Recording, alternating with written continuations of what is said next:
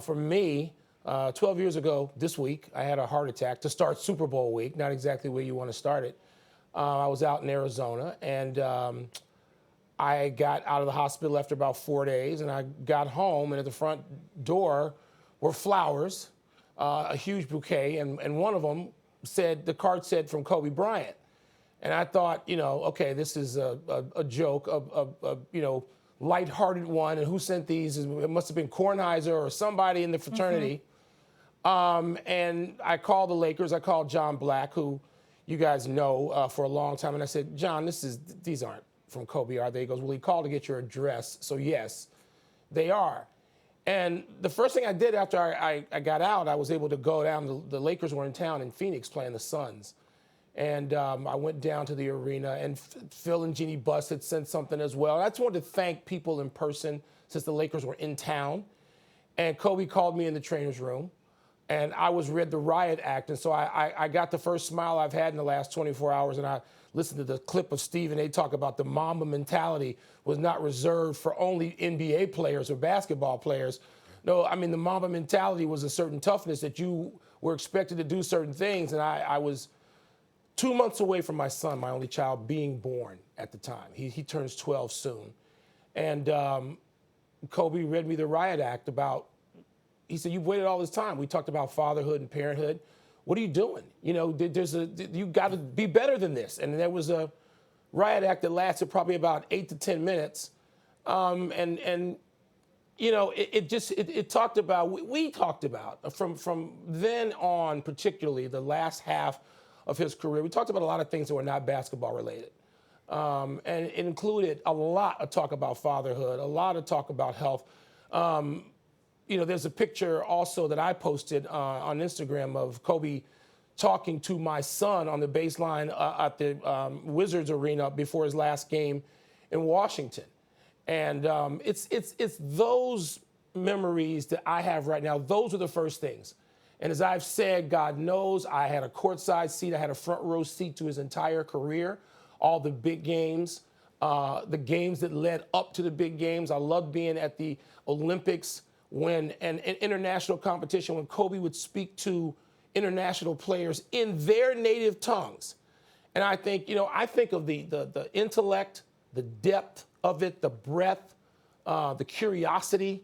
And it's those things that I really have dwelled on in the past 24 hours. And I'm fortunate to have had a company that front row seat, a pass that sort of gets you backstage, if you will, and you get to know people very early on in their careers, 18, 19 years old with Kobe. It's extraordinary how long he had lived his life in the public eye like that. And so for me, I haven't even had a chance since we've been working like we have to. I don't know if Stephen A's done this or if Max has done this. I haven't had a chance to talk to my son who's in that picture. And, Kobe Bryant, he was only 8 or 9 years old, and he's much more a child of the LeBron and Steph Curry generation. But for him, Kobe Bryant, one of the first athletes he interacted with. When my son said he didn't understand why he had to go to school because he was going to the NBA, that comment got to Kobe Bryant, and he rolled his eyes, and I said, you helped cause this. And he sort of laughed, and he disappeared with my son down a little corridor after an interview. I don't know what was said during that conversation. I wasn't allowed to be told by Matthew, and Kobe didn't tell me, but I suspect I know. And so it's all of those things. That's the rush. That's the flood of memories that cover me last night and today, and I'm sure beyond that.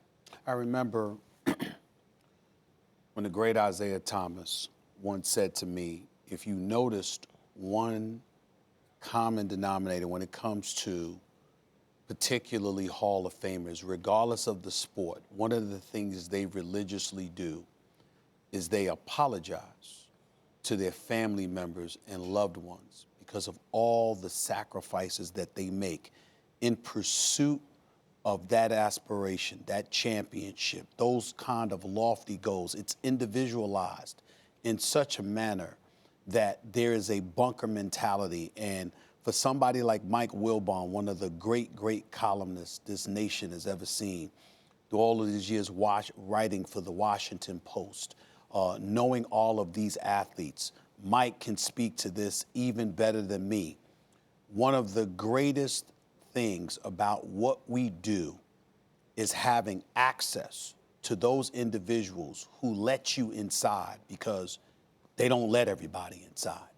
And as much of a bunker mentality as athletes can adopt, and as much as they can shield themselves away from the public, Kobe took it to another level.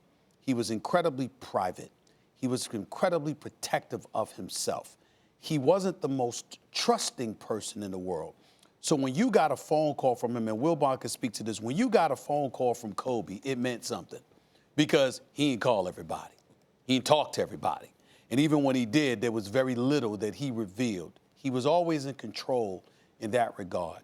And as the years waned, not just in his playing career, but then beyond, and he ventured into a new life beyond basketball, and he opened up, and Bill Plaschke alluded to that in his column today in the Los Angeles Times, how Kobe seemed to open up a little bit more.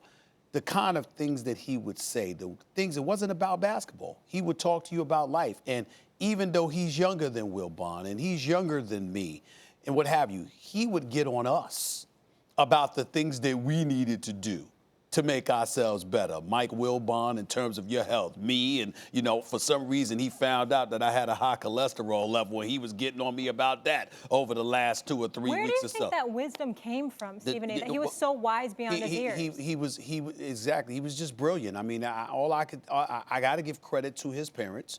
I have to give parents to your upbringing. When you have that level of intellect and you have an insatiable appetite to maximize it to the best of your ability the way that he did, he'd be the first to tell you it's not just about you, it's about people who helped you along the way.